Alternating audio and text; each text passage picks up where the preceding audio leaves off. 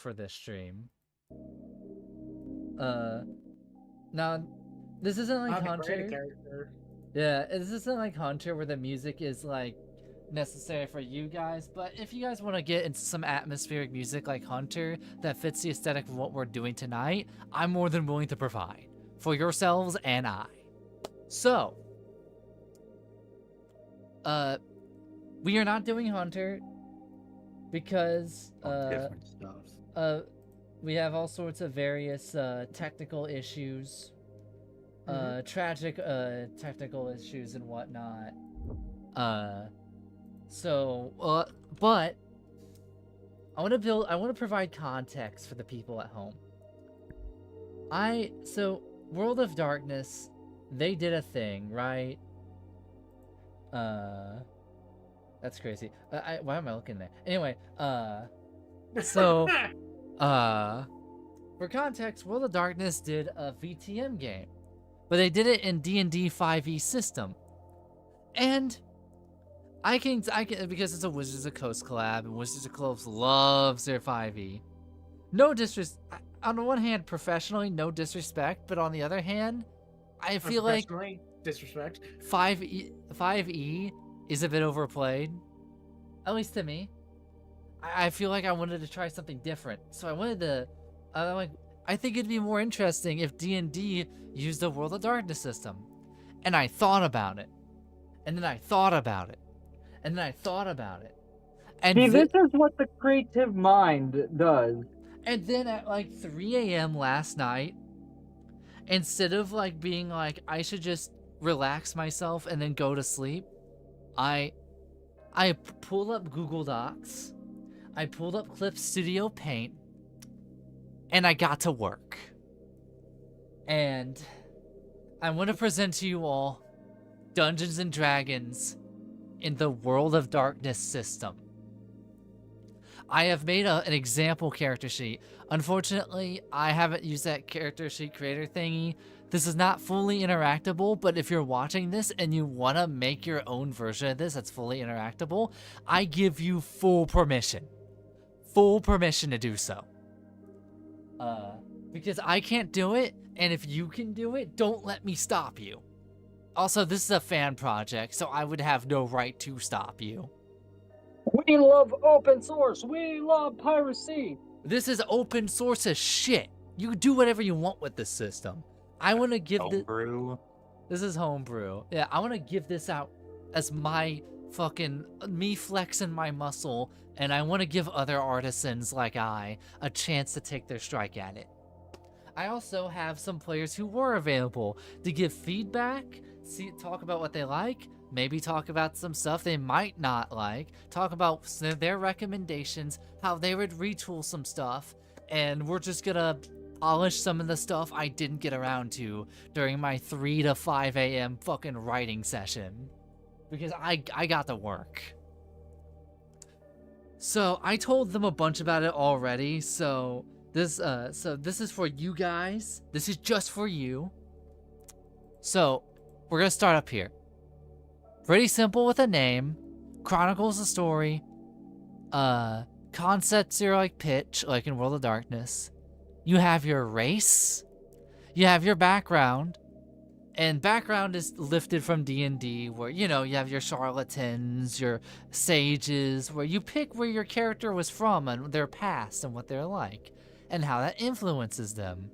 Hell, I might work in the advantage system from VTM and Hunter into the background thing. Who knows? We'll get to that later.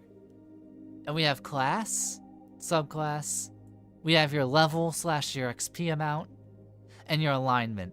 Alignment is completely optional, but I think I have retailored alignment to let you roleplay more morally complex characters while still having classic alignments.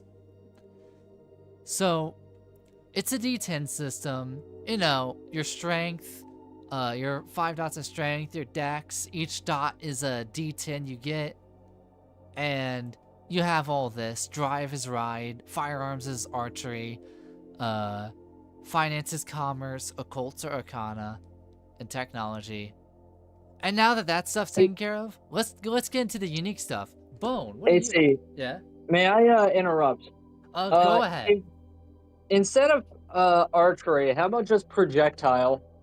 So here's the thing. I've given it thought. I've thought about making it marksman. But World of Darkness has a thing where throwing weapons are dex plus athletics. And that's why I was hesitant. But if enough people think that I should go ahead with marksman, I will change archery just to be marksman so it can accommodate archery, throwing weapons, all sorts of stuff, even some firearms if people pick a D&D system with guns. So yes, I have thought about this, and I think, and I was unsure, but I think because of your feedback, I don't know about everyone else, but because of your feedback, I am thinking about saying, no, fuck it, I was right. I should make this marksman. You know, because marksman is aiming. Also, marksman's a fancy word. It looked cool on the character sheet. Hello, Roboot. I guess we're not doing it today. Yeah, but we're doing something else. If you want to be a What's part up? of this. So, D&D had a VTM collab, where it's like, it's VTM, but What? it uses D&D 5e. What? They're demoing it as a Gen Con. I thought 5e's a know. little overplayed. But I respect it. So, but Roboot, you know what I did? 3 a.m. to What? 5 a.m. What if we had the other way around, Roboot? What if we had Dungeons and Dragons use the World of Darkness system? Oh boy. And if you look here, I have a character sheet that I made.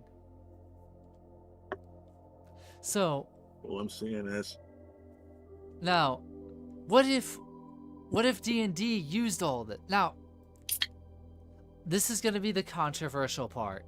And I've told this to everybody else, but I'm going to tell it to Roboot and the audience. We no longer have a scenario where 5 classes uses charisma.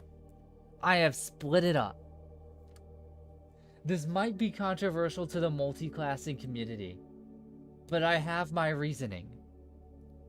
So, has the same energy as Charlie on the with the the Pepe conspiracy Say board. Sylvia, yeah.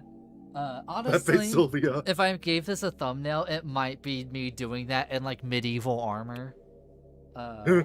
But so, Pepe Sylvia. Pepe Sylvia. Robu, which charisma class do you want to know about the spell casting? I forget what the term is for like when a class requires an attribute to cast. Is that like their? I don't know the specific term, but I know what you're talking about. That's their Paladin. spellcasting. That's their spellcasting ability. Their spell cast ability. Let's go with Paladin since that's the one I'm familiar with. All right, so wait, that's the same song again. Paladins. What about the same song? We'll go. Actually, no, we're not gonna go with this. We're gonna go with not again. We're gonna go with a different Demon Souls track. Wow, that's the same one. What do you know about that? Anyway, this'll work. So, Robu. What Paladins will be using is not charisma. Okay. Paladins will be... Now, in World of Darkness, you use an attribute plus a skill, right? And that's Mhm. what we do here. Paladins get Resolve plus Leadership as their cast. Ooh. Because I imagine them as the big armored knights. They're out in the front line, so they would rally the people. And I think they're not really charismatic. They're more of their faith is in their Right. resolve. They're the guy AC, everyone looks up to. There you go. AC, in D&D, do they use charisma? Yes, they- Yeah, yes, they Paladins do. cast And you charisma. might They say, use charisma to fucking spell weird. cast. yeah, Robo, no, yeah, Bone, it is. I agree 1000%. So, Bone, you're about to form very similar opinions to me as I explain this. That Paladin, Wait, what are you setting it as? Resolve plus Leadership. I don't know how, I think that's an interesting way, but I don't know what leadership has. So paladins are like holy warriors, right? They're holy. Yes. So here's the thing: clerics are also holy warriors, but clerics are more of like spell casting while doing it. So Yeah. flavor-wise in 5th edition, clerics are like channeling the powers of a god. Paladins have sworn an oath, which is where they derive their power from, and they're generally adjacent, but the oath is the important part for paladins and not so much for clerics. So AC, I will ask. So you made this, right? You made the sheet. I made the sheet. I will ask if you aligned the skills with the attributes vertically, like they do in the other one. Like all the academic skills would go under like the far right side. All of the physical skills would be on the far left side. Yes, I don't know did. if you actually. I did that. Okay. Look. Okay. Does it's mainly because I find leadership to be an odd one for paladin, unless I'm just misunderstanding them. So a cleric, would that be more of an academic styled holy warrior? They're cast from wisdom. They cast from wisdom. They're more of that. Now here's the thing. I think we can change it a bit, but what I had for clerics was wits plus insight. Wits plus insight. Okay, because I was kind of thinking like one of them would be like maybe intelligence and okay, wait. So paladins are a physical thing, right? Right. They're physical. They're heavy martials, armor. Yeah. What are your physical skills? Well, It's just they're half casters technically. They're half casters. So your physical is athletics, brawl, craft, ride, marksman. Because I think I am starting to like come to your side of that. I'm starting to see this as marksman instead of archery. I'm seeing the vision now. Larceny, melee, stealth, survival. Yeah, I don't know. Just something about leadership feels off. Like I don't want to like take away your vision. Something feels off about leadership. So but I don't play Dungeons and Dragons, so maybe I misunderstand the concept. So here's the thing. I can kind of see where AC is coming from for leadership for paladin. Yeah, me too. I would like to. In very traditional fucking I would say in a lot of traditional media, the paladin kind of takes center stage and like almost becomes like a leader. They're in the front line. Yeah. I wanna. Sorry. I was gonna finish by saying I can kind of get where he's coming from. I don't know if I would actually say in actual like how it kind of plays out in reality a lot of the time, or how paladins usually are described. They would fit in that archetype. I would like to ask. Sorry for interrupting. It's just I wanted to get this out before I forgot. Would it make sense for a cleric and a paladin for one to take? And feel free to disagree.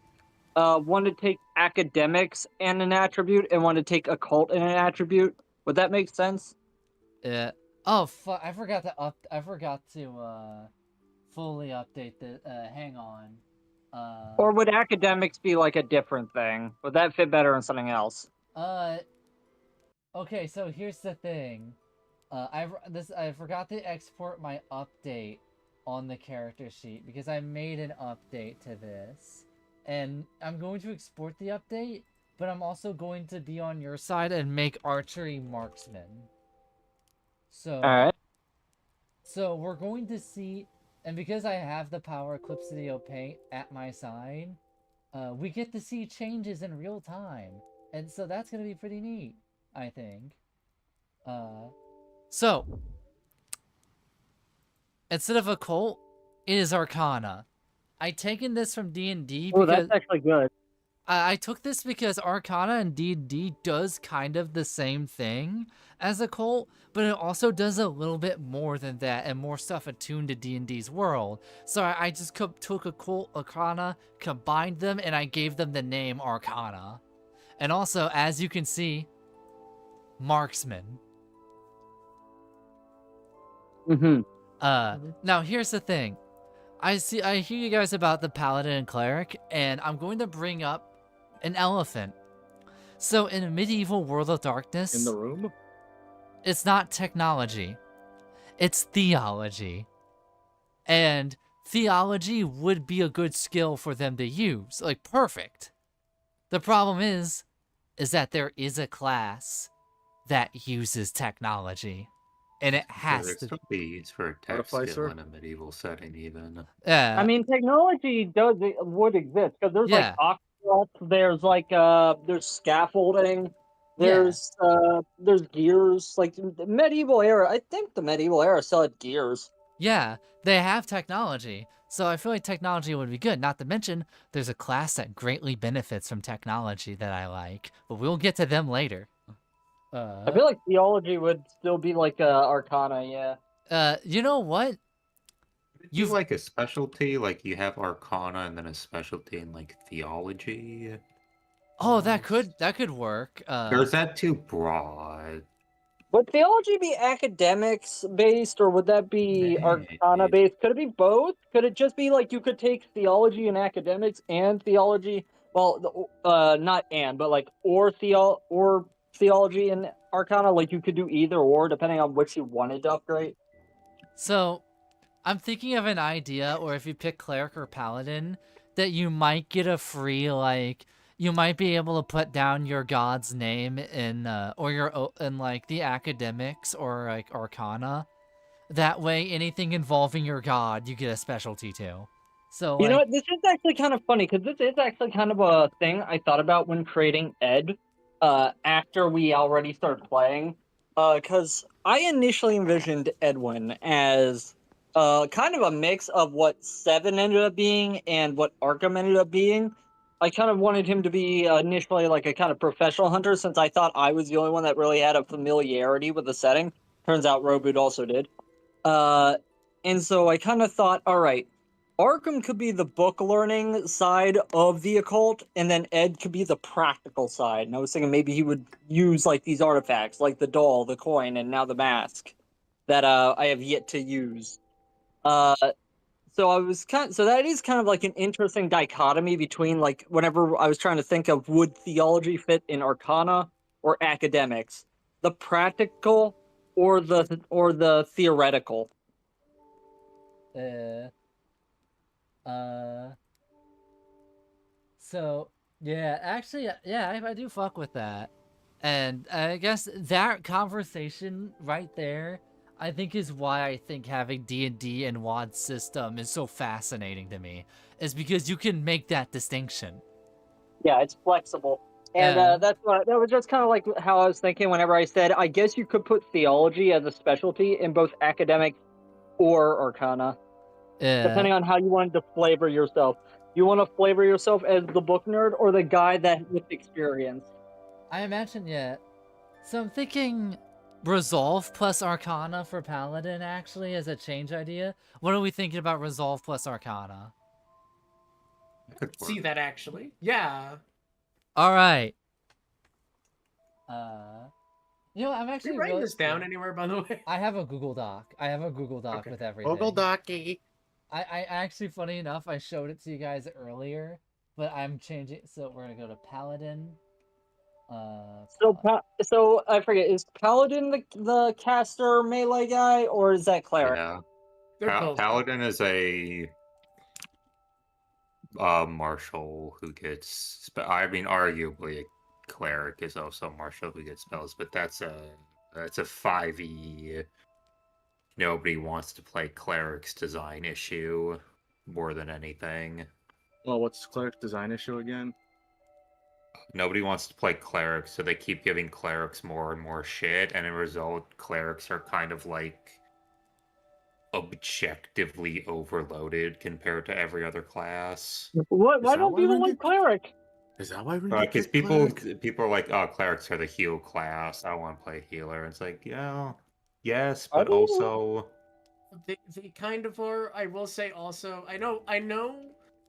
We fucking know someone who hates fucking the idea of healing, but like healing in D&D is generally not fantastic from my understanding. Yeah. In fact, I think healing might be a bit The- better in World of Darkness. in D&D, you almost want to play whack-a-mole, where you only heal someone they get really low and then pop them back up when they go down. Let's actually get something with a little oomph. Let's get some little oomph in here.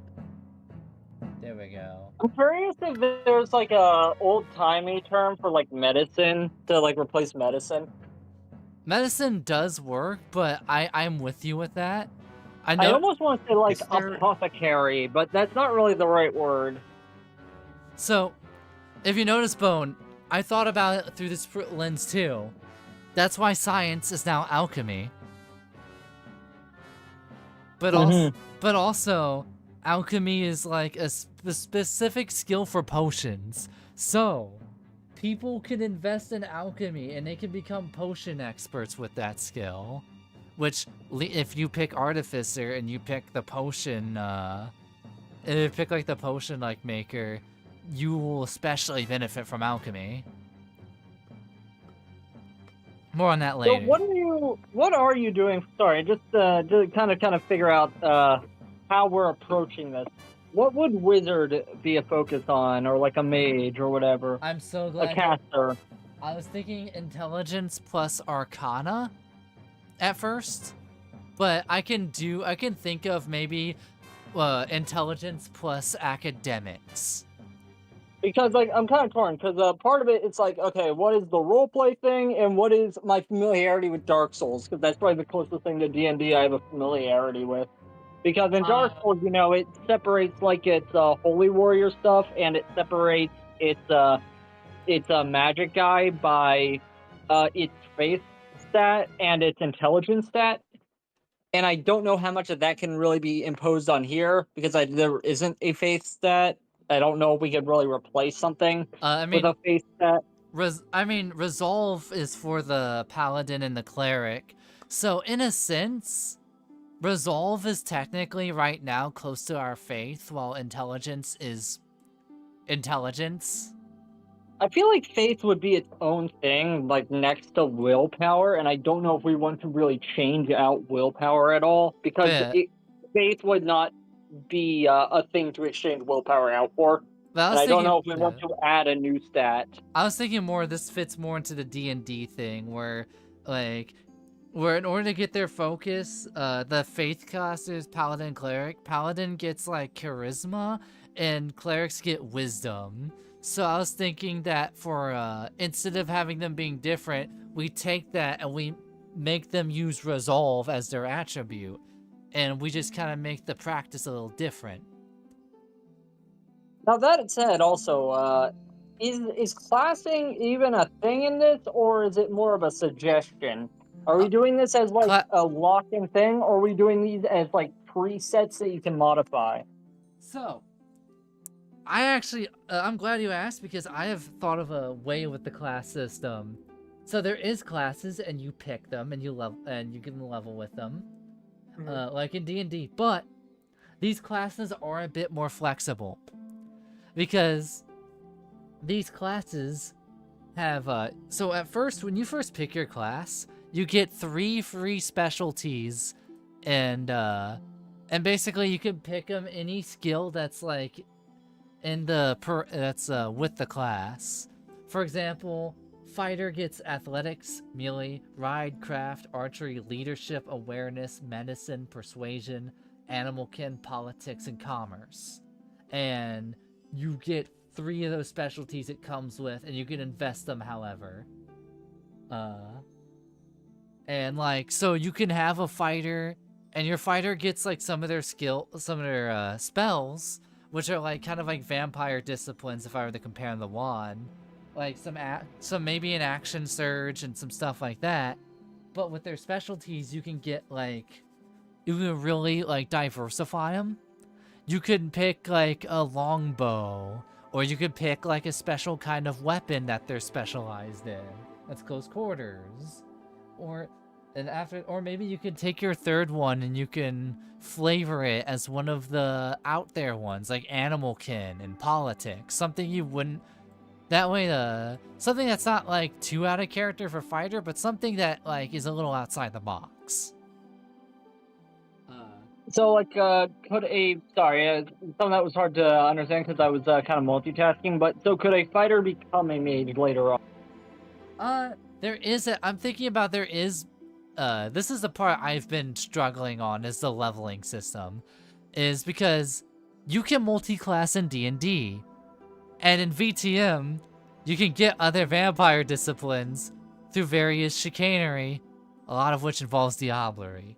So, there will be multi-classes, so you could have a class and you can go into mage, but also there are subclasses, like fighters get Eldritch Knight, and I might have to implement that. But leveling this is the part I was stuck on. Leveling and spells.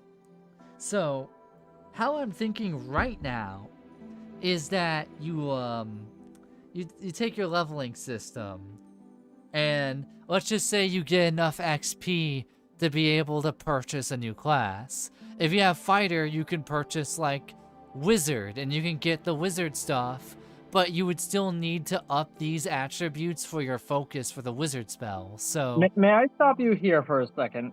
Because I would like to ask, how much of this do you want to be D&D as a gameplay system, and as a flavor? How much of this do you want this to be a WoD game and flavor? Because I feel like the spirit of WoD is that it doesn't lock you into things. As far as I know, I guess it does lock you into like Vampire Clan or something. Vampire clans and werewolf clans. Yeah, I'm coming from the hunter perspective, so I guess it does kind of. Yeah. But I will also ask, in the sense of, do you want to lock people into a class at all? Or do you want them to be able to just, like, do you want a thing to be able to say, you have to have wizard, the wizard keyword to access this? Or do you want them to have, you have to have this many dots and whatever to access this? It really, now this is tricky. And my answer is it depends. So, for example, there would be Magic Missile, right? Just a spell that wizards get at level 1, and you have a fighter. Now, I'm thinking, now here's the thing. In VTM and in Werewolf, you start off with a set clan. However, there might be spells that like the wizard gets, and you won't be able to get that as fighter by default, but when you level up, you can get the wizard's class and get those spells from wizard. But also, on top of that, there are spell scroll. We could implement the spell scroll system from. Wait, I had an idea. Oh, all right. Prestiging. So I had an idea. Okay, you add another table. Like, let's just say it's like 3 tables, just for example. Like, you know, like above, like, or within like the name, concept, subclass, whatever. Like, maybe put it under that. You have one that says, like, one box that says warrior, one box that says mage, and one box that says, I don't know, something else. And after you get so many dots in a particular set of skills, you can then spend those, reset the skills, but you will have 1 dot in warrior, 1 dot in mage, 1 dot in whatever else. And then for certain things, it will say, like, you have to have this many dots in wizard and this many dots in skill in order to access this ability. Does that make sense? Yeah, I see where you're coming from. I guess the original. No, like certain skill or like certain spells or something require like a threshold from certain attributes and skills. I think so. AC, let me ask. Okay, so let's just, if you don't mind humoring this concept, if you understand what I mean, like, what would you have be like the third thing? You have like warrior, your like fighter guys, which would be your strength, dexterity, endurance focus guy. You have, I guess it'd be rogue for charisma, manipulation, and composure, and wizard for the other 3. I was thinking like we have like the fighter. No, we have like martial, caster, and maybe something like speaker. And speaker. Well, just for the sake of like, well, you know what? Yeah, I was gonna say like for the sake of ease, like things that people already know, but you could do that too. That works too. Yeah, I mean, martial class and spellcaster are terms in D&D for like the fighter. Oh, I didn't know that.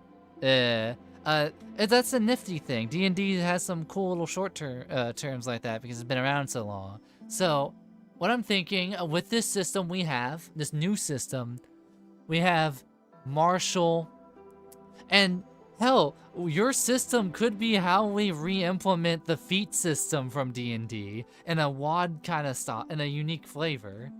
I don't know what that is, but so- sounds cool. But yeah, basically at level 4, you can pick a, like basically you get like a skill. So, as imagine at like level 4 of like World of Darkness, you got free like edge. Let's just say vampires were able to get like an edge from Hunter. Or like, they could even pick like a different discipline as like one of the feats. You know, stuff like that. But basically, I think your system could reintroduce that concept in a unique way. So I'm thinking for ours, it's, we have Martial, Caster, and I don't know if I want to go with Trickster or Orator for, like, Speaker. We can workshop it. We could just say Rogue for now. Yeah, Or Rogue. Speaker. Speaker also could work, you know. Speaker. Diplomat. I don't know about Diplomat. Maybe not that. I don't know. But yeah. What are the D&D terms usually, like, that you're using? This is something that doesn't have a then we have martial classes, you have, casters, and I think rogues are martial classes, technically. They're marshals, yeah. And bards who use charisma are spellcasters. So, technically, it's only the 2, but if we're coming up with a 3, that's our own system, that's our own unique little flavor. Herald? Nah, not Herald. Crier? Nah, not Crier. Something like that. But yeah. You can just go with Speaker. You can just go with Speaker, We'll I go guess, with for now. Yeah. Placeholder. We'll go Martial. Okay, I'm thinking, to go along with an idea, if you want to keep to the idea of classes, you can have that kind of be in the character creator. Is like, you know how in Hunter, like, you can choose like the specialist or the generalist or the whatever else. Yeah. It could be like that. It's like whenever you start the game, you can have, like, you know, your specialist, and it's like you can have 3 dots in this, and you're a master wizard. Or maybe you're a 2 dots. Maybe you start with 2 dots, and it's like you're a skilled wizard. And if you've got 1 dot in it, you're an apprentice. Or if you're starting with the 3 dots in the warrior and the martial, it's like you are a champion. Or maybe you're starting out with that 2 dots. You're what? It's what the you say, grand Robert? champion. Oh, brain rot. Oh, Anyways. and like 2 dots would probably 2 dots could be like What is called that, like brain rot? 2 dots could be like called like gladiator, and then 1 dot could be called like brawler. Oh, so what I was thinking is like, yeah, maybe have like the like what you're saying, where a dot combination on like the 3 sections makes a class is what I'm hearing. I want to double check. So it's more along the lines of like okay.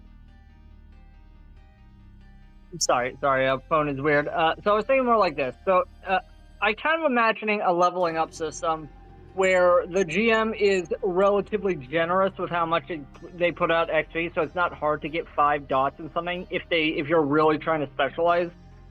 So I'm thinking like, or you know what, maybe not even 5 dots, but it's like, okay, if you get if you're like level 1 in, say, everything, like maybe at everything you're like level 1, or maybe you're at level 0, I don't know.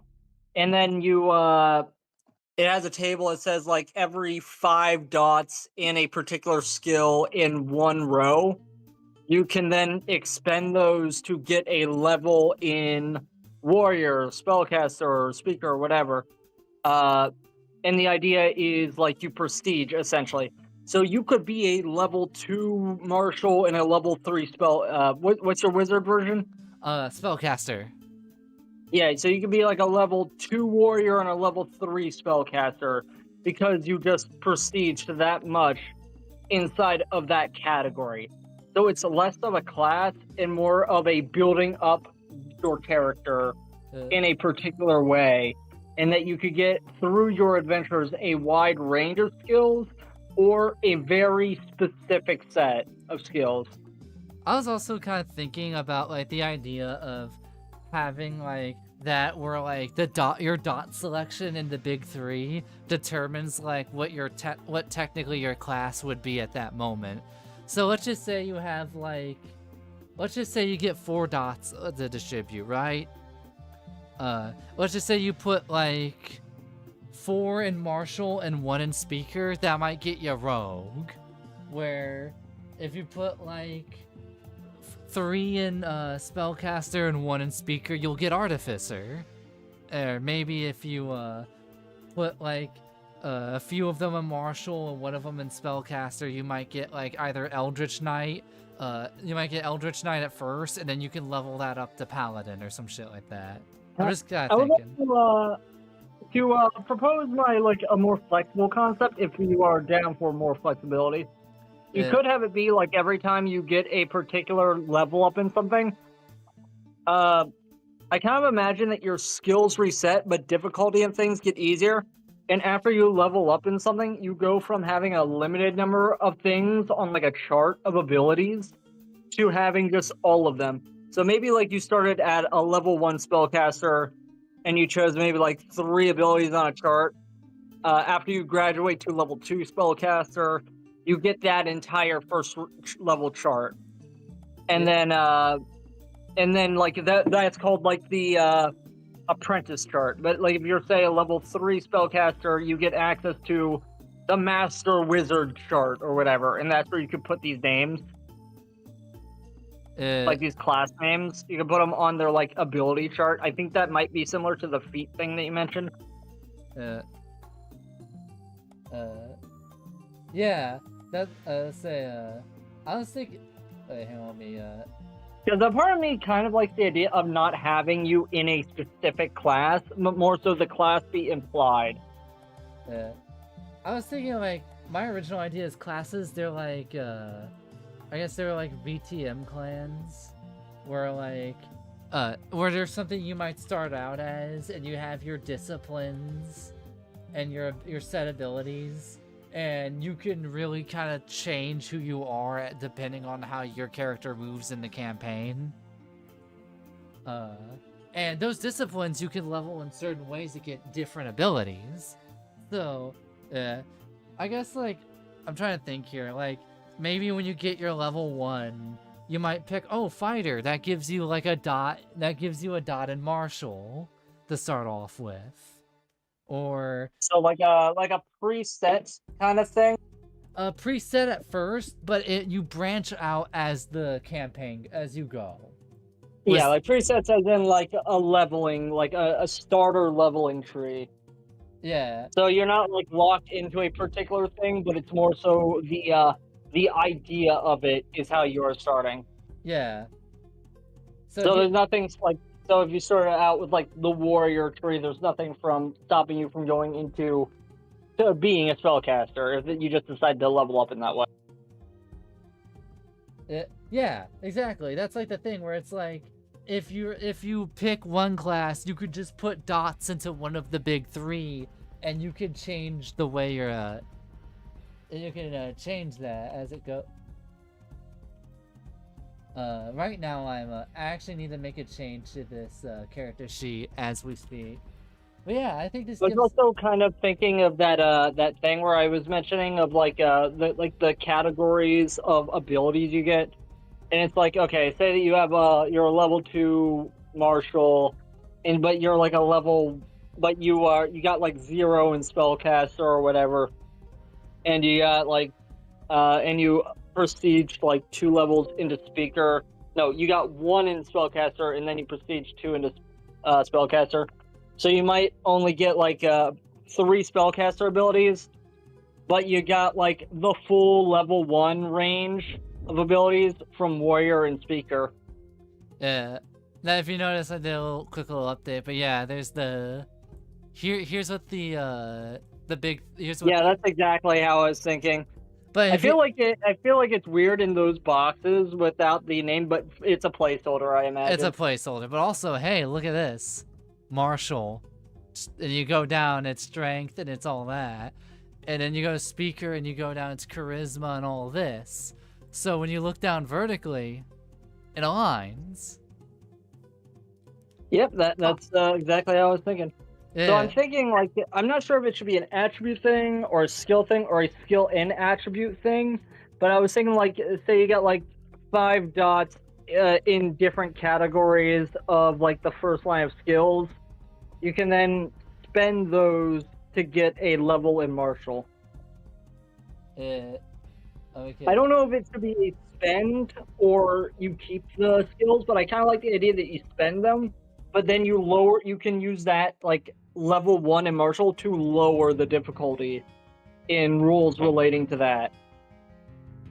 So Yeah. it's so you're leveling, so you might be losing your skills, your amount of dice, but you are gaining a difficulty modifier to make things less hard. Yeah. That's the flexible system. Also, as we've talked about this before we got into the weapons, it's funny because one thing I forgot to mention on stream is I guess it's funny when it comes to like the skill plus attributes that some the original class system would use for spellcasting focuses. Is that like a lot of like the stupid charisma multi-classes wouldn't work, but there was some that was like unique before we got even further beyond where like druid can go into bard. But now I'm thinking about it, yeah, I kind of like this more open-ended system because it lets you start off at a fixed class, but it lets you branch out a lot better. I don't know if there's more Like coincidence or if there was or if it was actual inspiration, but I was kind of thinking of how in the Elder Scrolls Online, they kind of made it a point of you can basically be any class and use any weapon. So if you want to be like the warrior class in Elder Scrolls Online, you can still use the magic staff. They do not impede on each other because it's about your abilities. Yeah. Now, there's a class that I think I'm kind of interested to talk about that's in D&D and how it would work in World of Darkness. It's a class I play a lot, and it's a class that some people here will know I like. It's a D&D class. Rogue Artificer, baby. Called the Artificer. Now, for Bone, I know you haven't played the D&D. Wait, what was it called? Artificer. Sorry, what was it? Talk about We're talking about Peachy Artificer. and Cecilia Evergreen. What?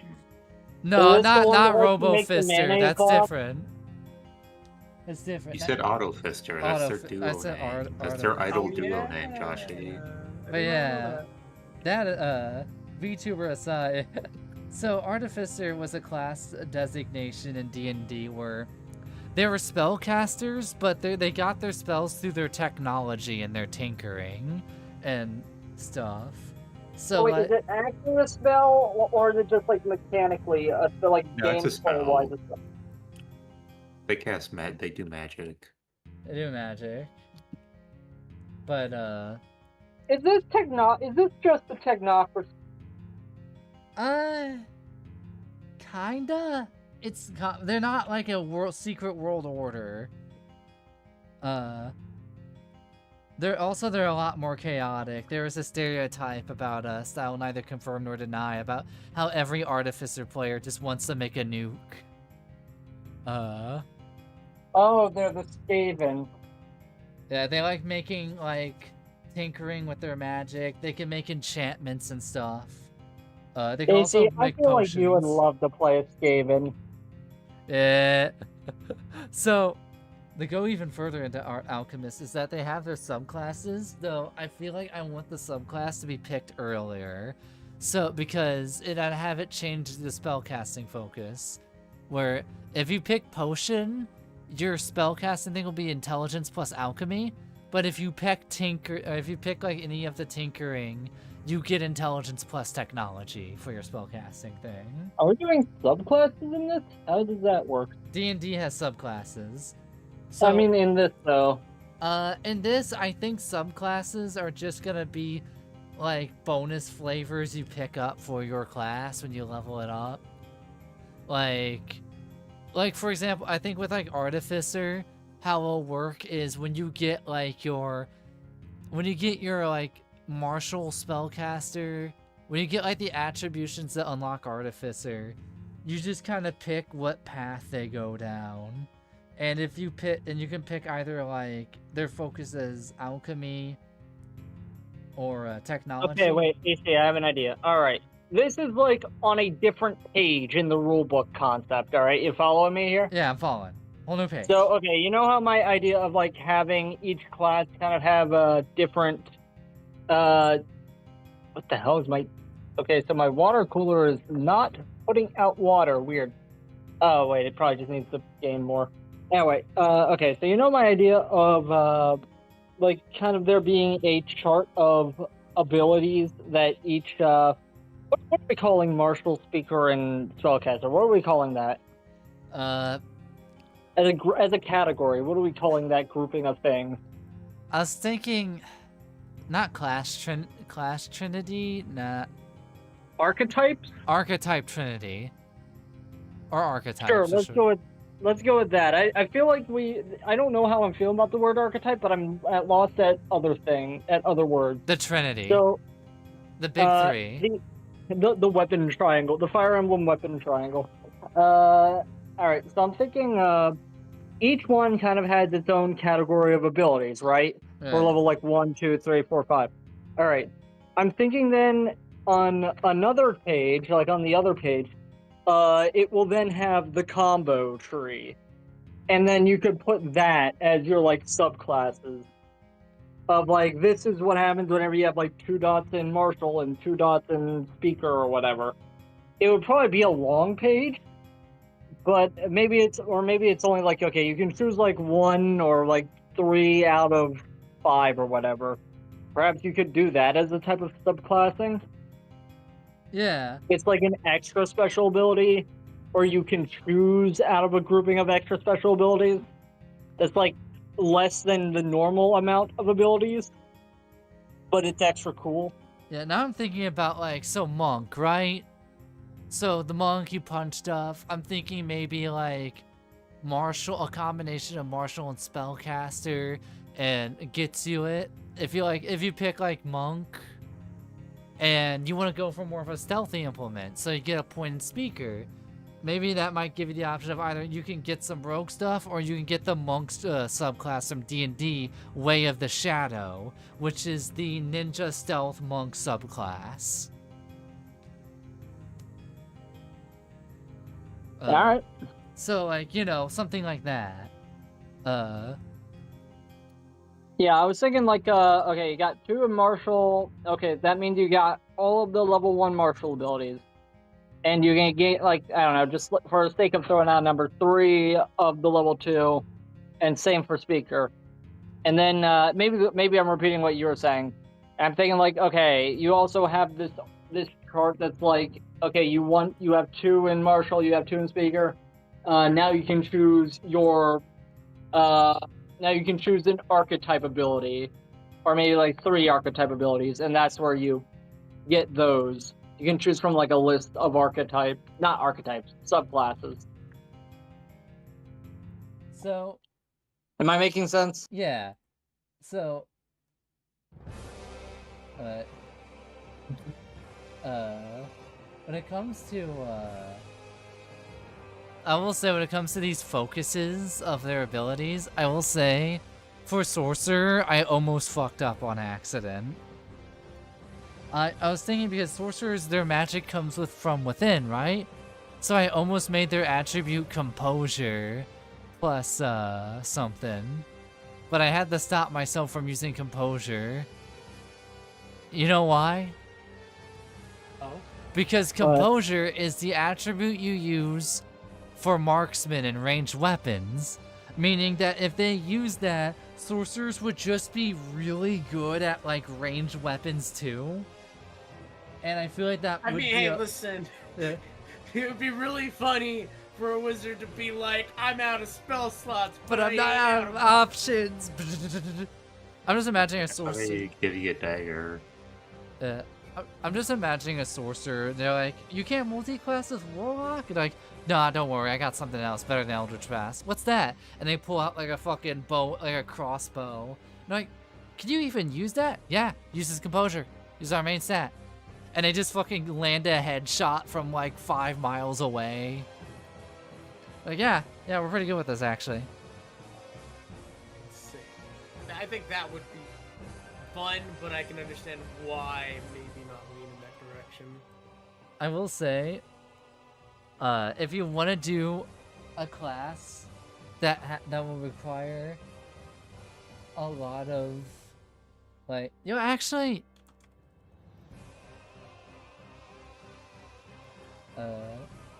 Damn, the Dark Souls music kicked in. yeah, I have an idea. So Rangers, they're the Rangers. I guess they're bow and arrow. Well, they don't have to be. But I forgot for the D and Tend to be. yeah, they tend to be. I forgot for the D&D heads. Do Rangers get exclusive spells? There's a few, I believe. Yeah, I was thinking about if it would be like, if it would be an ideal that have those be composure, because they're leveling up their composure anyway, because a lot of it synergizes with their bow and arrow. Do you want, hey, AC, if you want to be biblically accurate to real life, you could make it also archery an endurance trait, because it is pretty tricky to keep your arm aimed. I was thinking like endurance and strength for the new weapon type that I didn't realize wasn't in D&D, that I had just added all on my own. And that weapon type is great bows. If you do also want to like do that as like do a thing as like a feat or whatever, or like a ability, whatever you're calling it, you could have that be like a unique like ability. It's like true shot, and it's like an aimed shot where you like really are careful, and so you can switch it from composure to endurance if that benefits you.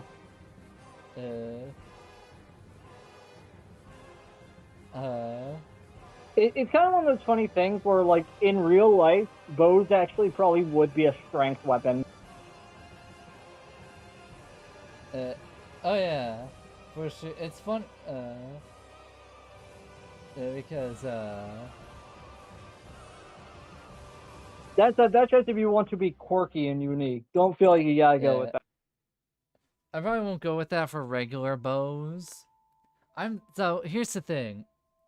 So do you remember our quick draw rule? The quick draw thing? And I think it turns out it's a thing in World of Darkness too, where if you quick draw, you can use Dex instead of Composure. I was thinking about giving short bows and hand crossbows the quick draw ability, where where your first shot with it, you can count as a quick draw, and you could rely on Dex to fire it. I would say, would it make sense to make quick draw wits actually? Because I guess it's like instinct. It would. You're totally right. But I use Dex because World of Darkness uses Dex. Does it have a distinguished thing for shooting? For quick draw specifically, it's Dex plus firearms. That was a homebrew thing, right? I went to look on the Paradox wiki. Apparently, they have it listed there. Oh, all right. I would probably change it to be wits because it's like an instinct. Honestly, my logic with Dex is because you're quick on your feet when you pull out the gun. You're quick on the draw and nimble with it. If that's how you want to view it, like it just for me, I'm thinking like it doesn't really require that much dexterity to like grab a gun, as much as I feel like it would be like muscle memory. But ultimately, it doesn't matter that much. You could go with either. It's all theater of the mind. It's all like interpretation.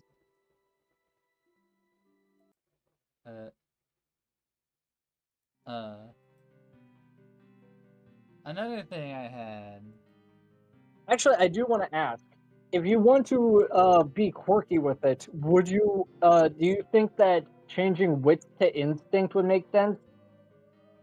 On one hand, it would, but I don't know how much we're fine with taking liberties with the D&D-ification of it.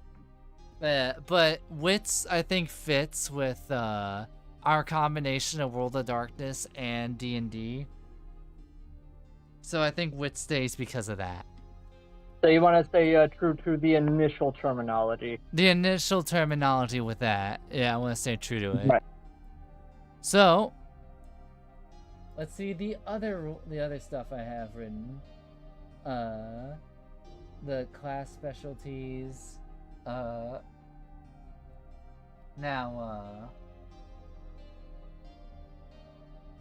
There's also here's the thing. Something I want to talk about that I didn't think about until now a lot was race.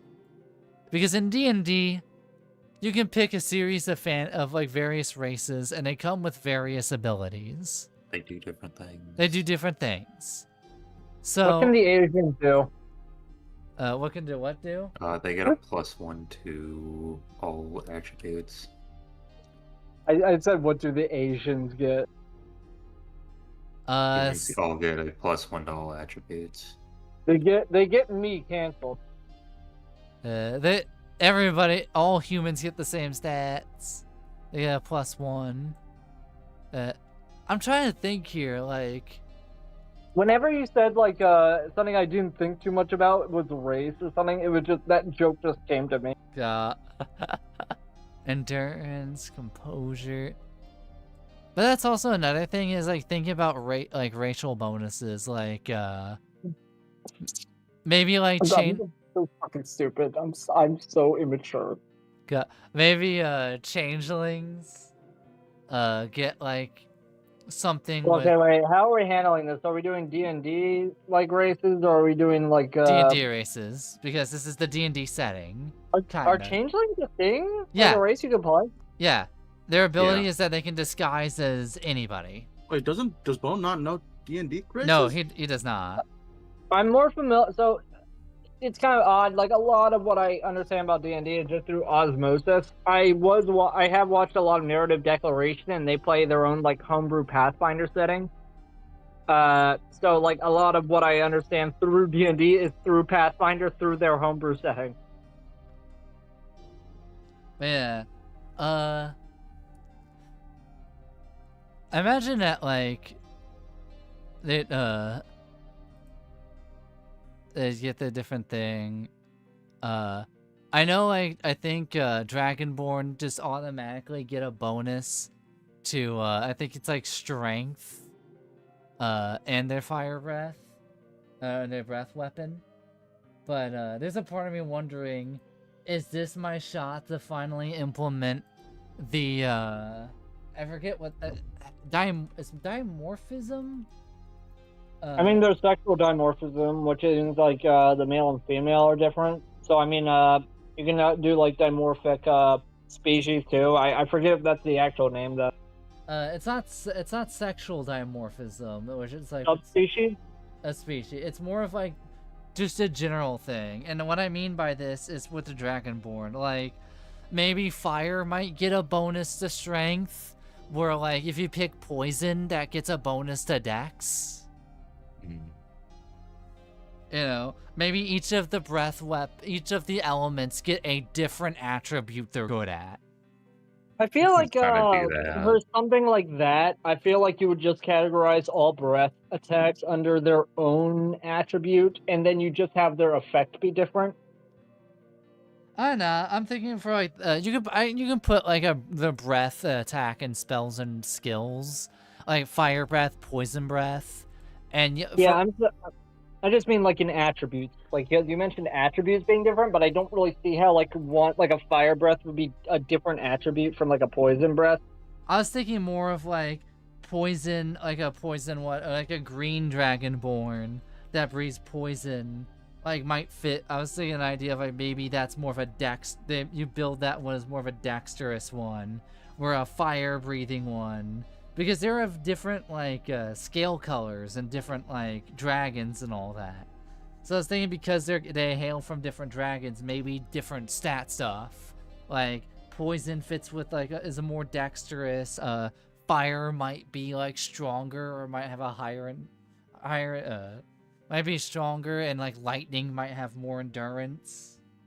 Okay, so you're not talking about the actual breath attack. You're just talking about like how they look different and like how they are biologically different as a whole. Yeah, because here's the thing, You're Dragonborn. talking about subspecies, basically. Yeah, they look different from one another. They have different skill colors, but their skill color determines their breath weapon in D&D.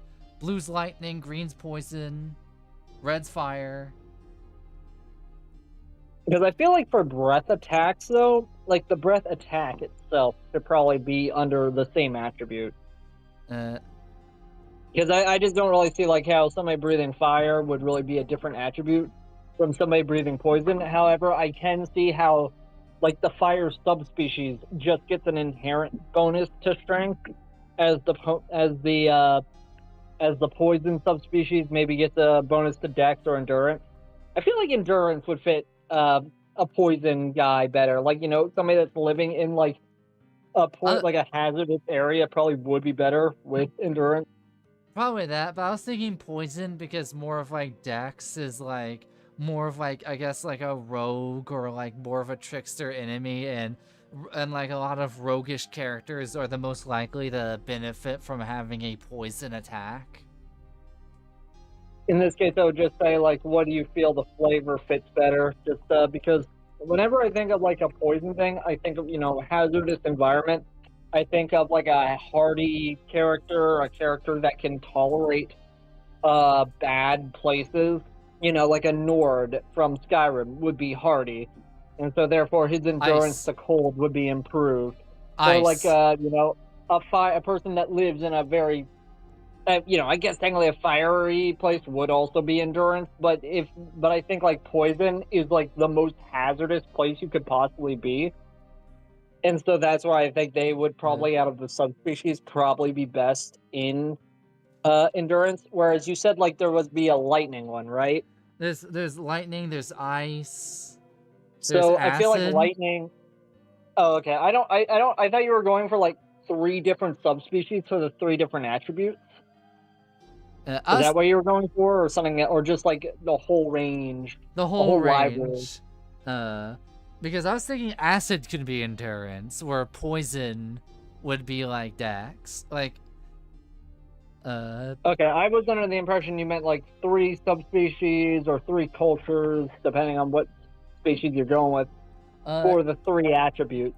Dragonborn have probably like the most, if I recall correctly, the most subspecies, because it's all the different or sub-races. Alright, yeah, this is probably going back to me not knowing like Dungeons and Dragons too much. I did not know, like, I was not considering the amount of subspecies that would be in D&D. Like there's ice. Oh, here you go. No, I was just saying Noir disconnected because of technical stuff. So the colors of Dragonborn is there's black for acid, blue for lightning, brass, gold, and red are all fire. Actually copper and black are acid, silver and white are cold, blue and bronze are lightning.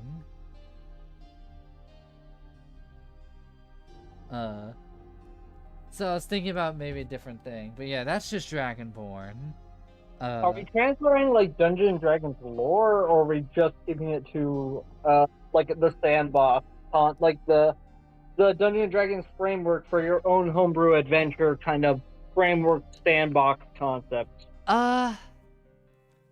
Because I think like we got to consider that it's like, okay, how if you're going to stay 100% to Dungeons and Dragons, or in how much flexibility are you giving yourself? Like, because whenever you mentioned you're doing like all the subspecies, you were thinking from, I guess, like a more puritanical way, whereas I'm thinking of it from the framework sandbox for your own adventure setting kind of way. I mean, I mean, the easiest way to kind of do this is just say that race is just entirely flavor text, I guess, to a certain That degree. here's the thing, 5e does that, and honestly, that probably is the best and easy way to do it, and allows for Like the that- most roleplay flexibility and sandbox. I would say that, like, maybe not Chronicle, but, like, background would probably be a better fucking way of, like, giving those bonuses to them rather than doing it through races, because that way it's a lot more broad and you're not so stuck on one thing. I forgot about the put background back down on this. Background was in the bottom 3, but you know what? I'm gonna have background replace Chronicle on this character sheet, because I guess no offense to World of Darkness stuff, like, I feel like it's a little redundant to have something on the character sheet that takes up space that's just the name of the campaign. Like, I feel like you could easily just write that in, like, the corner. I will say, I'm not inherently against the idea of assigning like subspecies different like abilities, but I feel like it would be best to Just leave. either to kind of like have each one fit a single attribute, so you get like this is if, or alternatively have a library of options you can choose from that's like, all right, choose one of these. Do you want thick scales? Do you want the extra endurance, like the hardiness? Do you want underwater breathing? Do you want resistance to heat?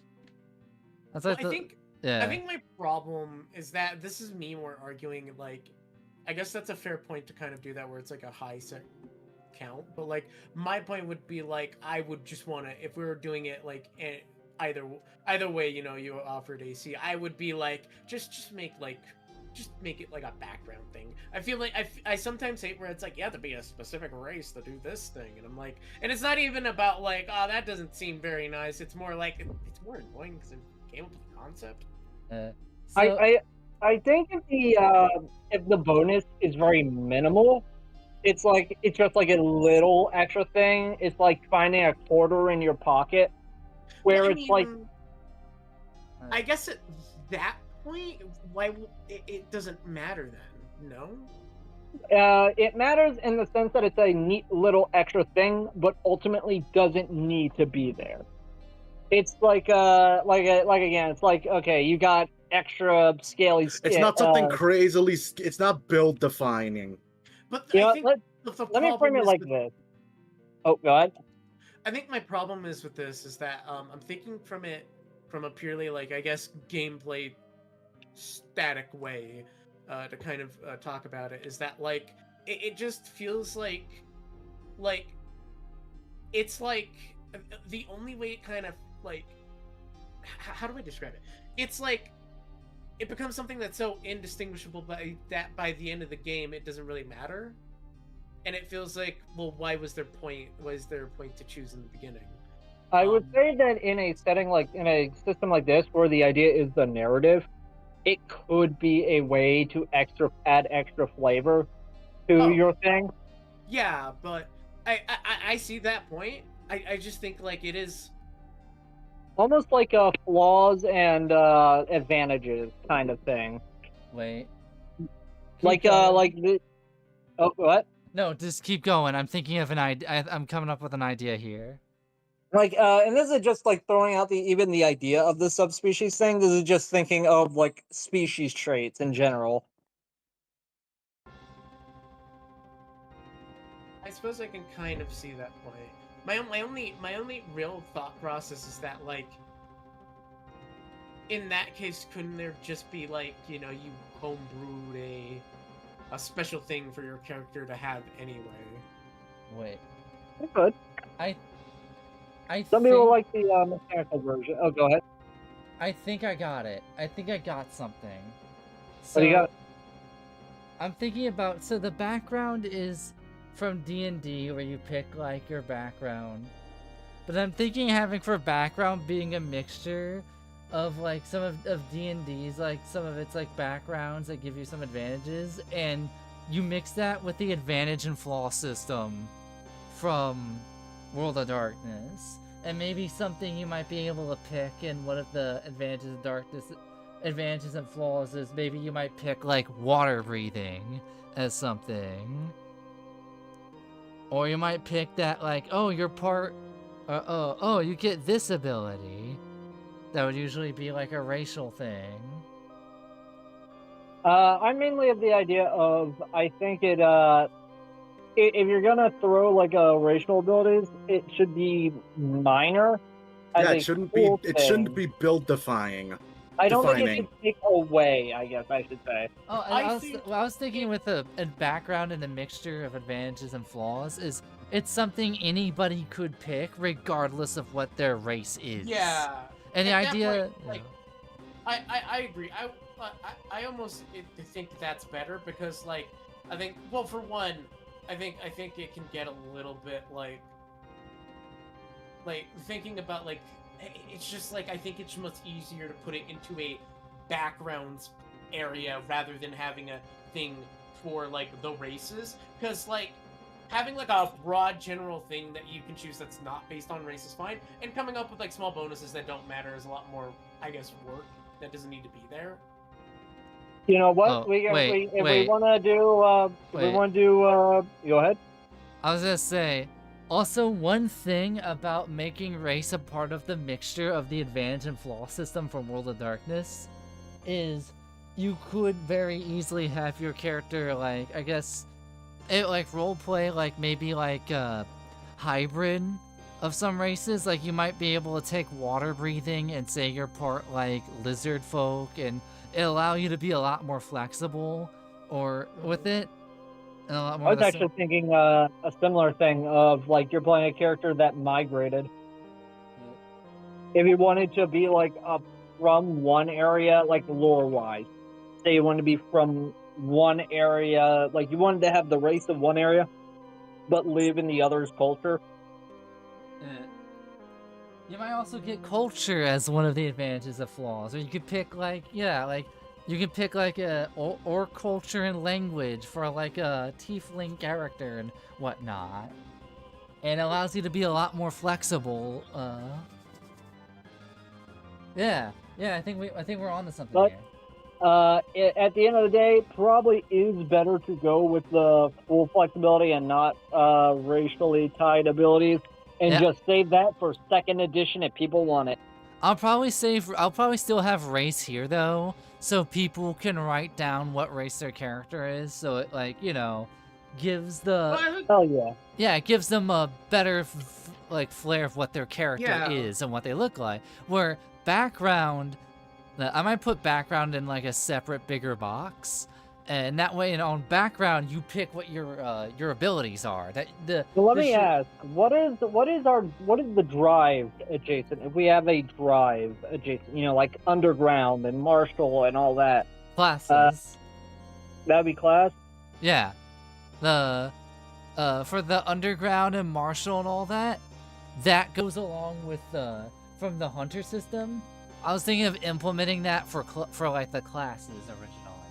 For example, Because I was actually thinking you could possibly have that be the sub-race thing. I was thinking for like class, right? Like fighter, and like paladin and barbarian could get martial, where rogue could get like underground. We're going with a flexible system, which I think we were. I feel like putting it on the character sheet kind of ends up being awkward because you might end up leveling up into spellcaster later on, but your character sheet would still say like fighter. Whereas I was assuming that classes were more so a series of presets at character creation that shows where you put your initial dots in. But in Like how it had specialists, like how it had specialists, generalists, something like that. Jack of all trades, balanced specialist. I have it written down. Yeah, I thought that was how we were approaching class, with like as an initial character setup. Originally, I was approaching class more like a mixture of like the drives and the vampire clans, and that was my original system for it. Where you picked one, it's like, all right, here is your class, here's the abilities that come with it to start out, And you can either keep leveling into that class, or you can, through some means, branch out into other stuff. And that was the original idea. Like, fighter is like, if you're in VTM, fighter would be like your Bruja. And like, where you... Yeah, it turned out that I never played, like, you know, the RPG system VTM, just the Bloodlines game. So I kind of saw that as, like, a lock-in, or I thought, like, by the way, it's up to you, again, it's all up to you.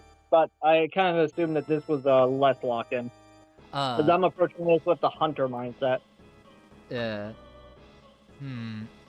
But because I was thinking maybe, because here's the thing, in VTM you do start out as the different clans, though granted you have to go through a bunch of hoops to get a new discipline.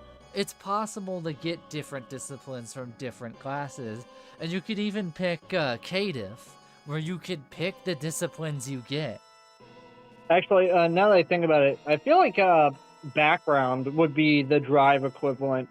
Because, like, his drive is not drive, actually. I'm thinking the wrong word. What's underground again? It's not drive. What is it called?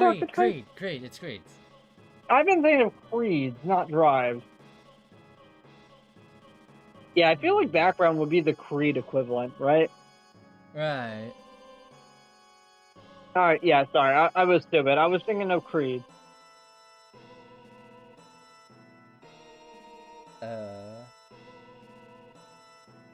So, what is background again?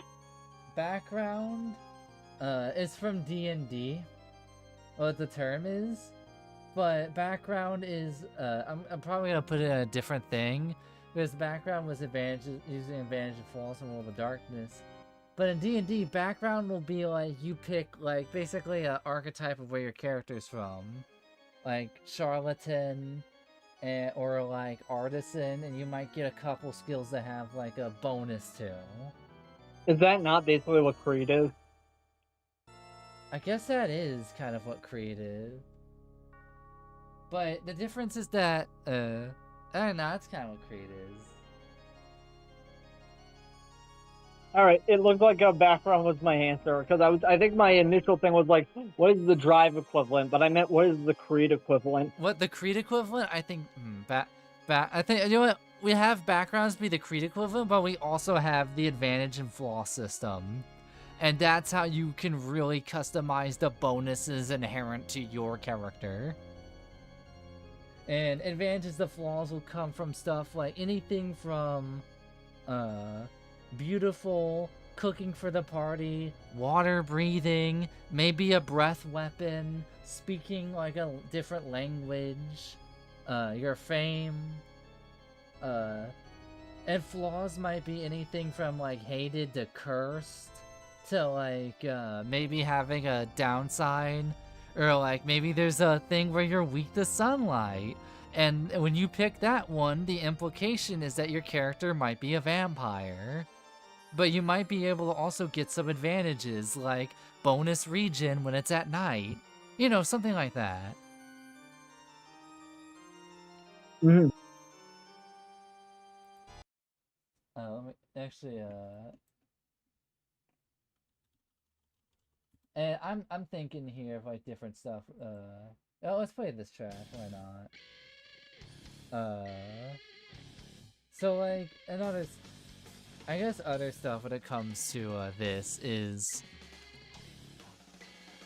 I guess what I'm trying to think about different gameplay stuff is I guess one thing that is kind of interesting that I'm trying to think about is how some of the spells are, because how spells work in D&D. Let's look up magic missile.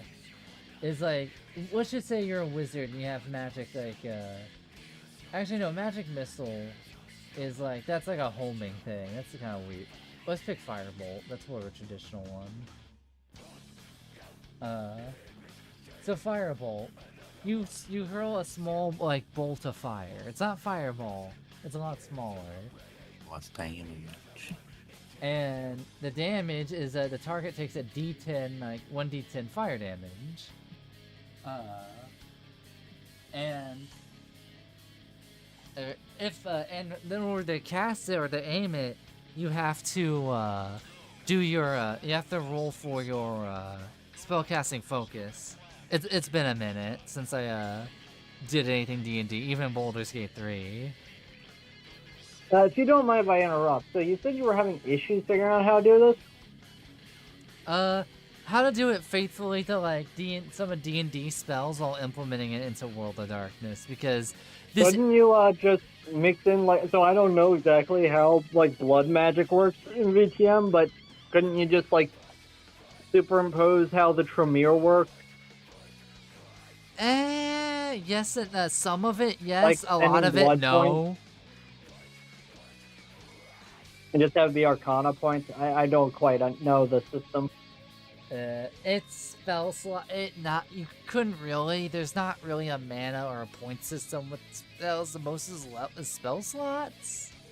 Alright, wait, hear me out. I'm gonna say this having no idea how either system works, and I'm about to create my own, if you don't mind. I have a thought. I will say go ahead, but I'm probably gonna go with the spell slot system. Go ahead.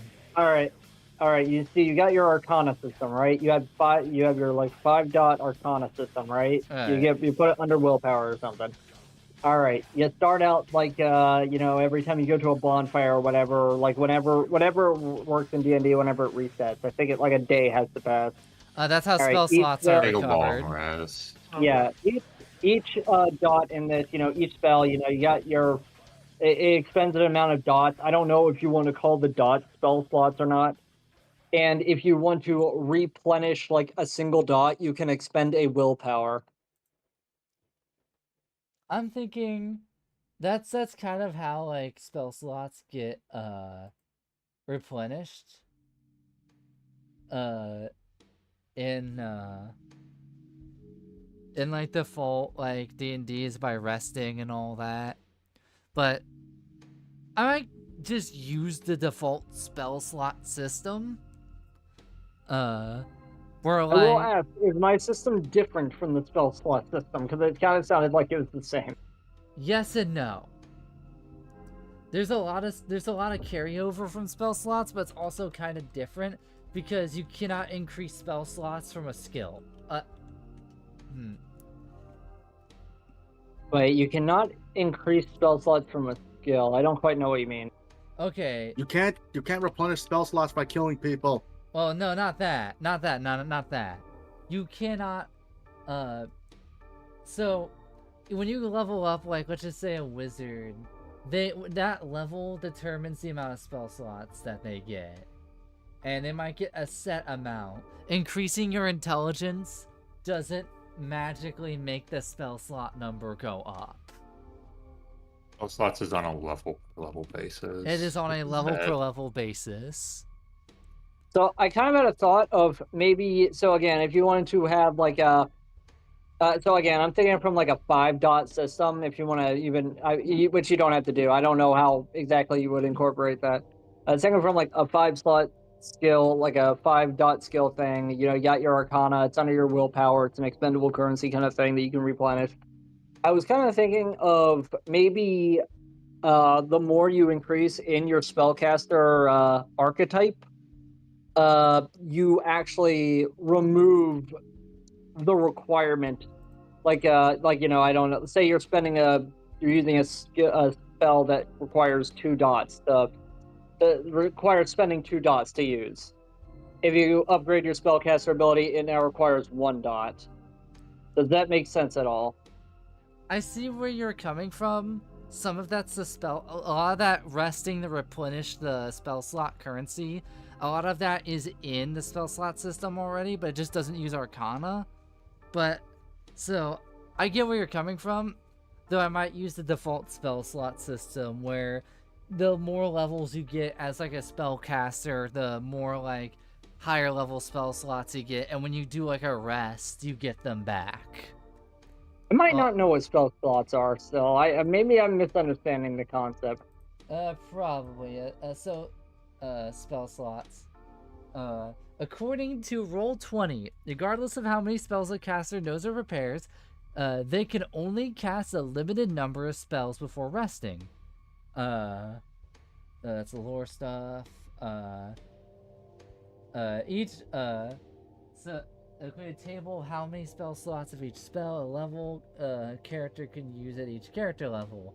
For example, the 3rd level wizard has 4 first level spell slots and 2 second level slots. It's instead of being determined by any stats or any skills or attributes, it is determined by just simply your character level. And they are basically a slot. They're like and the spell slots are like these dots. And each use of a spell slot is each use of a spell. So like level 1, so 4 level 1 spell slots means there would be 4 level 1 spells. And 5 level 2 spell slots, let's just say, would be 5 level 2 spells you could cast before resting. So on and so forth. All right, so is this like a current like a thing, like you have like can you have like 10 spell slots and then you can in each, is the idea that each spell costs like an amount of spell slot? No, each spell only costs 1 spell slot depending on its level. So you might have 4 level 1 spell slots and 4 level 2, but you might only have 2 level 3 spell slots, meaning you can only cast 2 level 3 spells before resting. All right, yeah, I'm gonna let you be the judge on this, because I feel like I would need to actually see like a picture or something about how the system works, or just be reading it on my own. Because trying to visualize that is a bit tricky. Yeah, I'll probably just for spells, I'll just use the spell slot system and the aim. I guess the reason why I was having trouble figuring it out was mainly damage. Because each spells in D&D will use different die altogether. Some will use D8, some will use D10, some may even use D20s. Yeah, I was just kind of thinking of it from the approach of how to. Oh, fuck! Just knocked over a bowl. I was thinking from like the perspective of. Oh shit! Wait, give me a second. Okay, I was thinking from the perspective of like trying to keep to the 5-dot concept, but I don't know if that would really apply to the spell slot thing. I don't think it would. We're just gonna have these spell slot. So what was the thing about damage? Sorry. The damage with spells are different. Use different die depending on the spell. Some use D8s, some use D4, some use D10s, some use D20s. So well, my question is, AC, since World of Darkness tends to be a bit hyper lethal, do you keep to that? This is also some. Yeah, I'll be right back. Is a fireball a bullet? Fireballs are like a grenade. You know what? Uh, I would make an argument. I would be perfectly fine if we just went ahead and just took D&D's health system, because if I'm being honest, a numerical value is a lot easier to follow than how World of Darkness does its damage, if I'm being honest, because sometimes with the different names, I'd rather it just be a large number pool and then like whatever fucking damage value we get hit with. What's hard with the World of Darkness one? Pretty easy to me. Not to me. It's What's hard about it? It's just the labeling of it rather than like it being a numerical number. You mean like aggravated versus superficial? Yeah. aggravated versus superficial. I mean, like the superficial is just like, ow, I got punched, I got a bruise, or oh, my arm is fucked, my arm is broken to shit.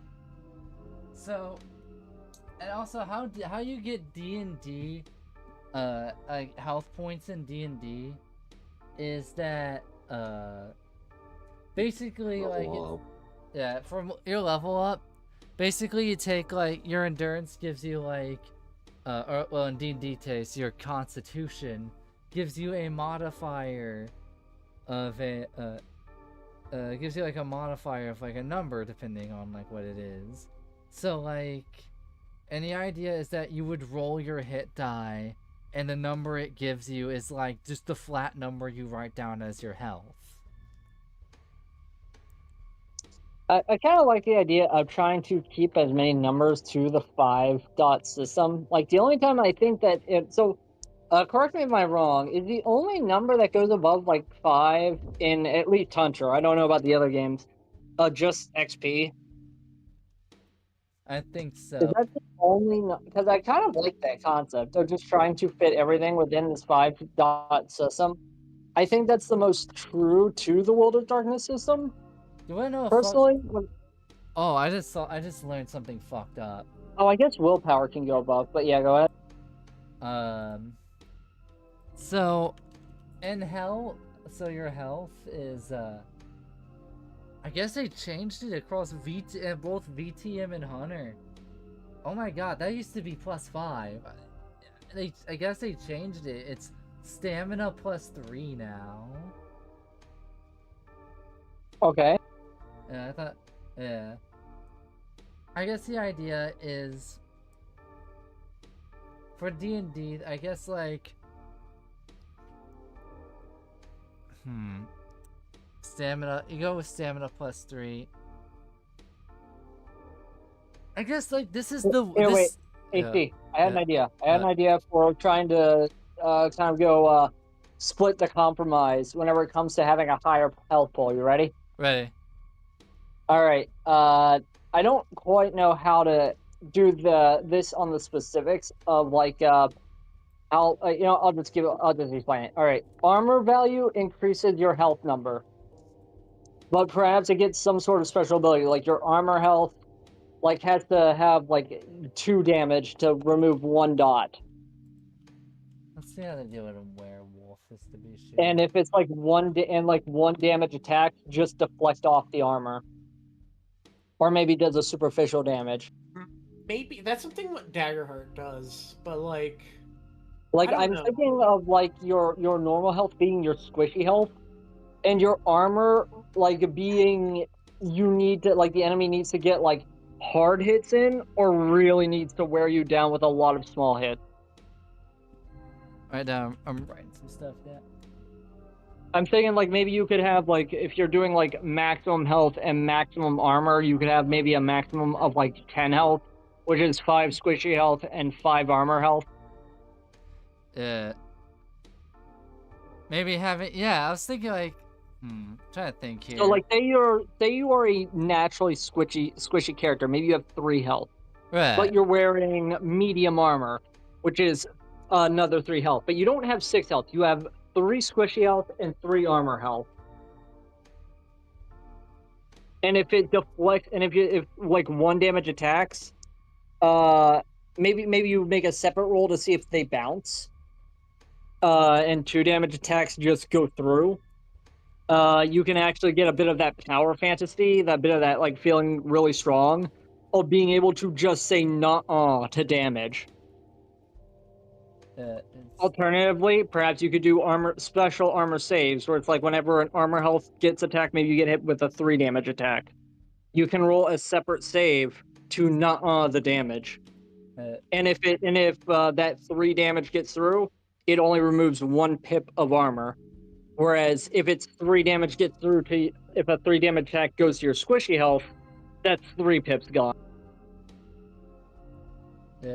I will say, World of Darkness is like a lot. Your health is you're a lot squishier, but I guess one benefit is that D&D's and like a lot of homebrew stuff is the world of health potions and healing magic. So I feel like aggravated damage is easier to tank because you can drink a potion afterwards, or you can have it, or you can get healed. Where in especially in Hunter, none of you have potions, none of you have magical healers. Oh. If you take aggravated damage, you have to find a medical specialist. So AC, I want to get this out before I forget. So kind of my idea behind the armor system is the heavy armor from I Divine Cybermancy, which is my favorite power armor in any video game, because a lot of damage that armor just says nuh-uh to. Like, you will take hits and no damage gets through. That's kind of like a part of the feeling that I kind of think from the armor would be cool. as well as you were mentioning. How do you feel about limb damage? Limb damage. World of Darkness doesn't have limb damage by default, and neither does D&D. Because I was thinking, I will admit, if a you part of get- me's thinking about it, but I don't know if if you want to yeah. do, sorry, I just want to keep on elaborating on this thought before I forget. As I was thinking, all right, say you want to, if you want to do the superficial health damage and the aggravated health damage concept, I was thinking, all right, superficial damage is a normal damage, and aggravated health damage, you roll to see what limb gets fucked up. So you can get your arm fucked up, but you still have your other arm. You get like a range of debuffs until you get your arm fixed up, but you're still in the game. But you get maybe your next aggravated damage, maybe your leg gets fucked up. I do like it. I don't know if it'll fit like a lot of like D&D because it doesn't have the general limb thing, and not this Yeah, World of a lot of Darkness. it's going to be me making essentially a new game. I will say the limb damage does kind of remind me more about like fear and hunger. Than Didn't play it, but I've heard of it. of the. But I think we might just go with default with some superficial and aggravated, but have armor outset like protect the health, like allowing you to like make some deflects. Maybe even take a superficial. Sorry, go ahead. I finished. I just said to maybe even take a superficial in some places.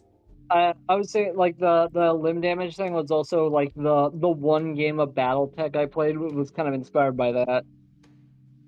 Because you can like lose limbs in that. It's kind of cool. So yeah, sorry, just to check. Are you saying like you are not going with my idea of the armor health and the squishy health, or are you going with it? I wasn't quite sure. I might go with I might go with the armor.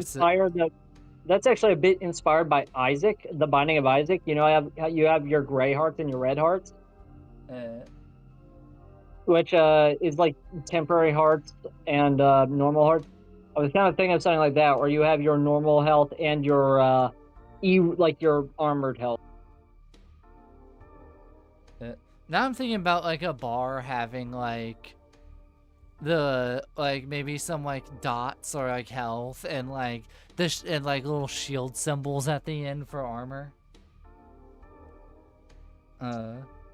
So, do you want to go with that idea, or do you want to like the armor health and squishy health, or are you going with a different health system? I'm sorry, I just figured I would ask. I might go with the armor health system. I do want to. Health is something where I'm not 100% on. I feel like I would almost. How do I say it? I really like the idea of armor actually like protecting you, and like where your health would otherwise be super flimsy, an armor attack armor might save your life. I really liked also the idea of it giving you a chance to damage to get to like you get hit and it just and you go I got no damage. Because it's not so much the idea of you like you are not guaranteed to lose a health just because you got hit. It also gives it that feeling of armor actually mattering, as opposed to it just being like a percentage thing. I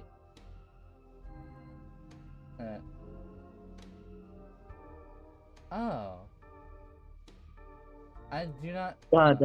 Sorry, I got like some random friend requests on Discord from names I don't recognize. Oh, I get they're like hacked accounts. I get that a lot. Oh, hacked accounts, yeah. The names are in like Korean. Yeah, sounds about right. Here, what is your mutual server? World of Darkness. Well, there you go. Oh. All right, maybe it's not a hacked account. It still could be. It still could be. But the most recent thing I did type in there was like, wait, AC, sorry, do they have a message? Do they have a message? Or are they saying huh? No message, no hi, no nothing. Just friend request. Don't still ignore it. Still ignore it. Yeah. For some reason, I get messages a lot from the Total War Discord. I don't go to that Discord. I just have it on my server list. I guess people are getting hacked there a lot and just sending out messages to everybody. Now, there's still stuff I kind of want to double check and run by the system.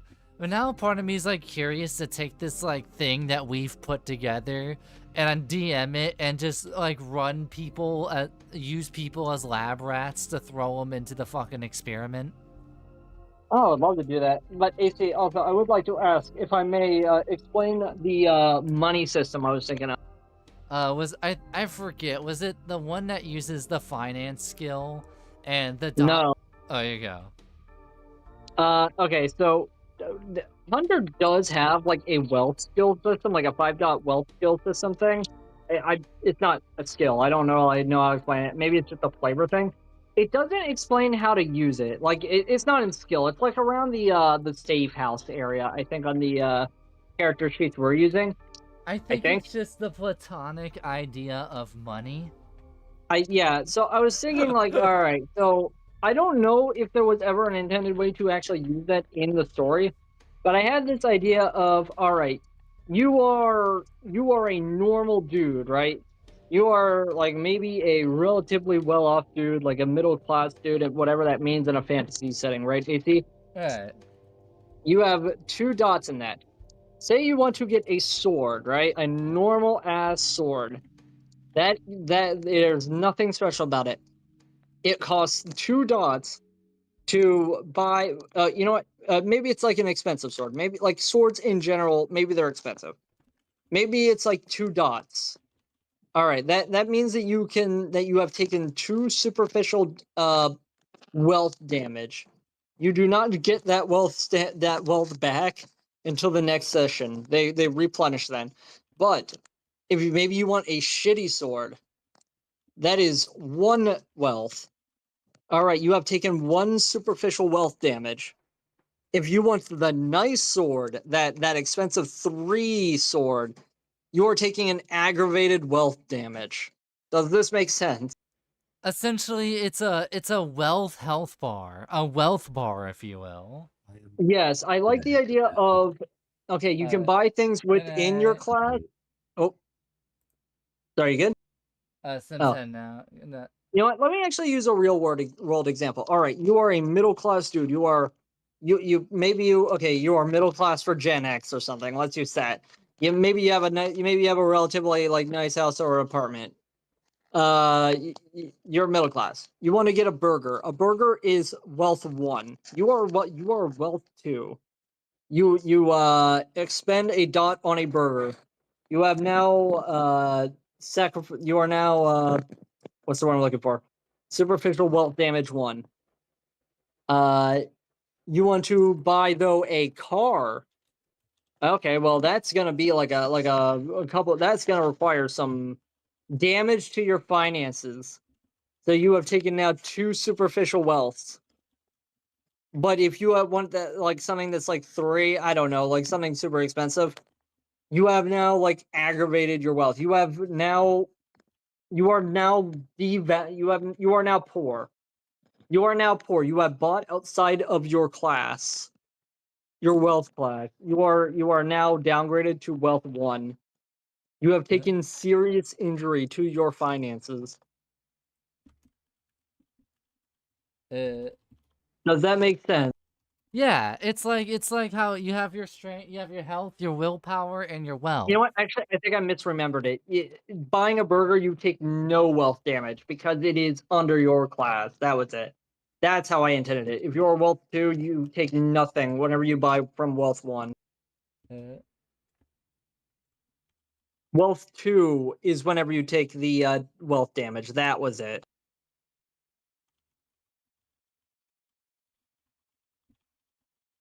Because you're not going to lose, and you're not going to go poor from buying a burger. You're not. It's going to be unnoticeable. But anyway, what do you think about that? So you can incorporate a way to actually buy things in a way that has consequence. Yeah. The other thing I was thinking is, Wait. okay, you complete a mission. that replenishes your wealth. I That was was thinking, it. That I was was thinking that completing a mission replenishes your wealth, but going into a dungeon and opening a rare chest might like give you another dot in wealth. Like yeah. I you, was trying to remember my system. I did write it down, but I'm on my phone. And I don't want to. I don't want to bother. So I was trying to remember it off the top of my dome, and now I remember. Okay. Most of the time for like normal stuff, normal survival stuff, you're probably going to be doing like you're probably not going to be losing wealth. You're probably not going to be doing wealth damage. But if you want that really nice thing, you're going to have to sacrifice a bit. You're going to need to sacrifice a bit of those savings. And oh, doing a mission and doing like a mission is how you get is how you get healed or something. And if you like do something like a really important thing, you saved a noble's daughter or whatever, well then they are going to upgrade your wealth class, and now you can buy the good swords. Now you can buy the good bows. I was thinking like that and that or you get like an upgrade in wealth or you find a rare chest and it increases it. But also I think what sold me on this idea was what Noir just typed, which was this implies all capitalism is inherently awful. And I'm like, wait, I'm thinking about it. I think I'm I was, fully sold on the wealth bar. Now I have additional things with this system. So I had the idea of each pip has a name associated. So I'll just make something up on the spot. Beggar, whatever the middle class version for a fantasy set. Uh, I think the term would technically be burger, but that sounds a bit odd. Burg as in burg, like a city kind of thing. They were the wealthy merchants. Maybe it's like peasant merchant wealth. Uh, Whatever a third thing would be. Maybe merchant would be level 3. Anyway, noble and or maybe like aristocrat would be level 4, and maybe something like king or something for the 5th level. You can workshop these names. And each pip, depending on the wealth class of the person you're talking to, like the NPC you're talking to, they might look down on you. They might disrespect you. Uh, So if you're talking to a noble or like somebody that's like wealth 3 and you're wealth 1, they're gonna be a little, poor. uh, Or if you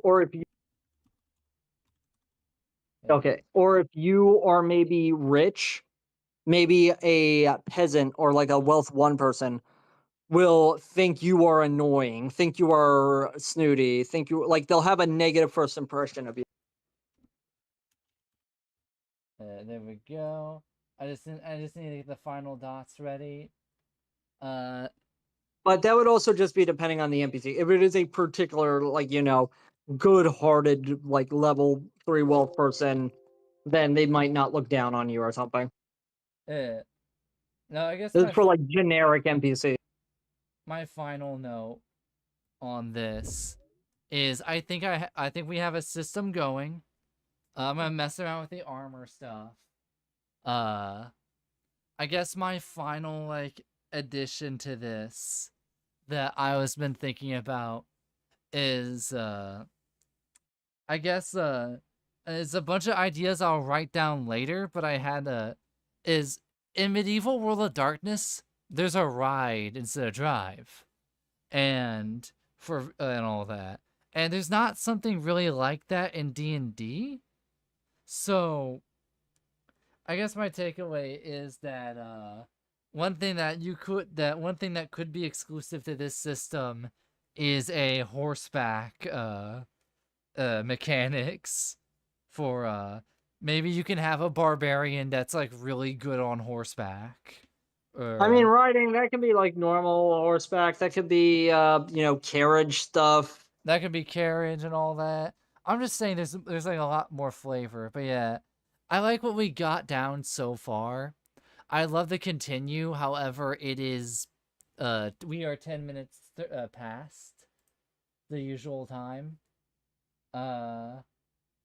And I'll probably end this one here. Who knows? I might come out with a with something, and I might have a bunch of mechanics we didn't talk about here. But for those at home, here is my idea, and here's the idea, and I had a bunch of people here help me work on this one to kind of iron some stuff out, add some stuff, change some things around.